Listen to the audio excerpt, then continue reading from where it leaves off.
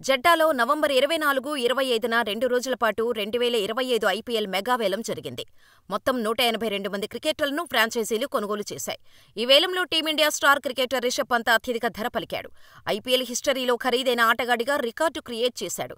Rishabh పంత్ను Lucknow super giants ఏకంగా 27 కోట్లకు కొనుగోలు చేసింది. అయితే పంత్ కోసం లక్నో సూపర్ జెయింట్స్ 27 కోట్లు బిడ్ చేసినప్పటికీ టేక్ హోమ్ శాలరీ అంత ఉండదు.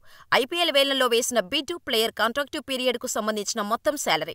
ఈ 27 కోట్ల నుంచి భారత ప్రభుత్వం దాదాపు 8.1 కోట్లను పన్నులుగా మినహాయిస్తోంది. డిడక్షన్స్ తర్వాత పంత్ ఏటా దాదాపు 18.9 కోట్లు అందుకోవచ్చు. ఇక 2025 ఐపీఎల్ లేదా ఏదైనా సీజన్లో పంత్కు గాయమైతే పూర్తి శాలరీ అందుకుంటాడు. అయితే టోర్నమెంటుకు ముందు గాయపడితే అతడికి మరొకరితో రీప్లేస్ చేసుకునే అధికారం లక్నో సూపర్ జెయింట్స్కి ఉంటుంది. ఒకవేళ టీమిండియాకు ప్రాతినిధ్యం వహిస్తున్నప్పుడు గాయపడిన భారత ఆటగాళ్లకు బీసీసీఐ ఇన్సూరెన్స్ పాలసీ పూర్తి ఐపీఎల్ శాలరీ అందుకునేలా సాయపడుతుంది. అయితే టోర్నీకి ముందు గాయపడిన విదేశీ ఆటగాళ్లకు ఐపీఎల్ నిబంధనల ప్రకారం ఈ పరిహారం అందదు.